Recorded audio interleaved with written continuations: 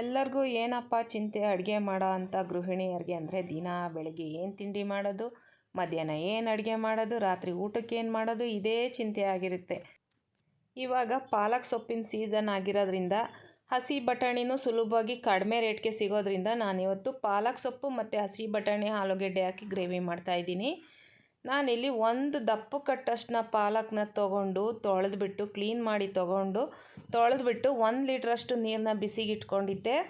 ಅದಕ್ಕೆ ಇವಾಗ ಹಾಕಿ ಬೇಯಿಸ್ಕೊಳ್ತಾ ಇದ್ದೀನಿ. ಬರೀ 2 ನಿಮಿಷ ಅಷ್ಟು ಬೇಯಿಸ್ಕೊಂಡ್ರೆ ಸಾಕು, ಜಾಸ್ತಿ ಬೇಯಿಸೋದಕ್ಕೆ ಹೋಗಬೇಡಿ, ಕಲರ್ ತುಂಬಾ ಡಾರ್ಕ್ ಆಗುತ್ತೆ. ಬರೀ 2 ನಿಮಿಷ ಇದನ್ನು ಬೇಯಕ್ಕೆ ಬಿಡ್ತಾ ಇದ್ದೀನಿ.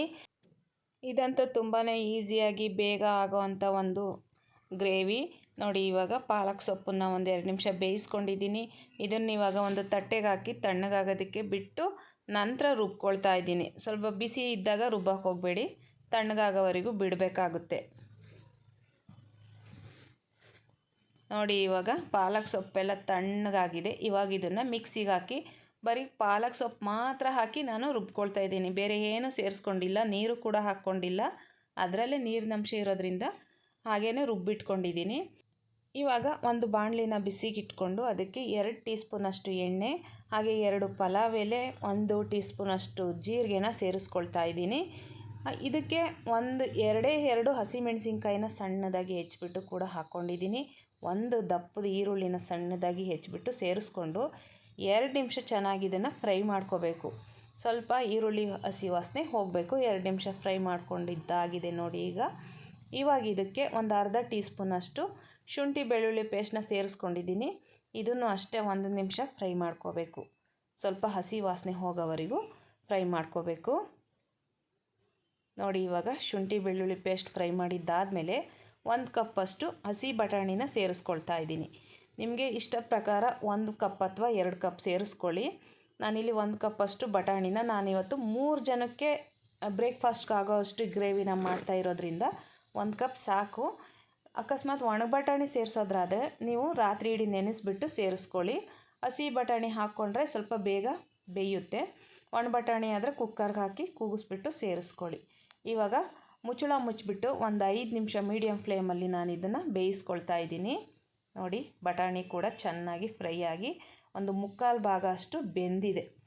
ಇವಾಗ ಇದಕ್ಕೆ 1 ದಪ್ಪು ಟೊಮೆಟೊನ ಪ್ಯೂರಿ ಮಾಡಿ ಹಾಕ್ಕೊಳ್ತಾ ಇದ್ದೀನಿ. ಏನು ಸೇರಿಸಿಲ್ಲ, ಬರೀ ಒಂದೇ ಒಂದು ಟೊಮೆಟೊನ ರುಬ್ಬಿಟ್ಟು ಸೇರಿಸ್ಕೊಳ್ತಾ ಇದ್ದೀನಿ. ಟೊಮೆಟೊ ಹಾಕಿದ ಮೇಲೆ ಇದು ಚೆನ್ನಾಗಿ ಫ್ರೈ ಆಗಬೇಕು.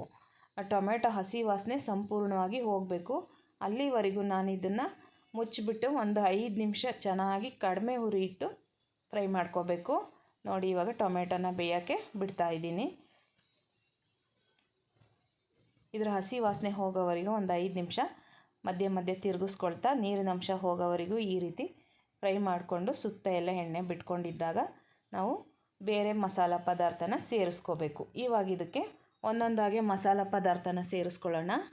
ಮೊದಲಿಗೆ 1 ಟೀ ಸ್ಪೂನಷ್ಟು ಅಚ್ಕಾರ ಪುಡಿ, 1 ಟೀ ಸ್ಪೂನಷ್ಟು ಧನಿಯಾ ಪುಡಿ, ಹಾಗೆ 1/4 ಟೀ ಸ್ಪೂನಷ್ಟು ಅರಿಶಿನ ಪುಡಿ, ಹಾಗೆ ಒಂದು ಅರ್ಧ ಟೀ ಸ್ಪೂನಷ್ಟು ಗರಂ ಮಸಾಲ ಪುಡಿನ ಸೇರಿಸ್ಕೊಳ್ತಾ ಇದ್ದೀನಿ.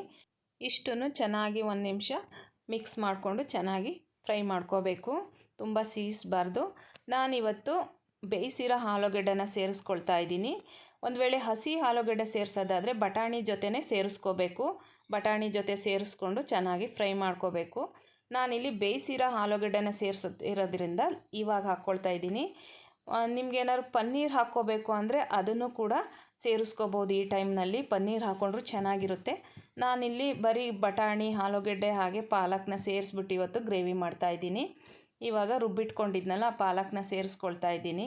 ಪಾಲಕ್ ಸೇರಿಸಿದ ಮೇಲೆ ಮಿಕ್ಸ್ ಮಾಡಿ ಆದಮೇಲೆ ನೀವು ಗಟ್ಟಿ ನೋಡಿಕೊಂಡು ನೀರು ಸೇರಿಸ್ಕೋಬೇಕಾಗುತ್ತೆ.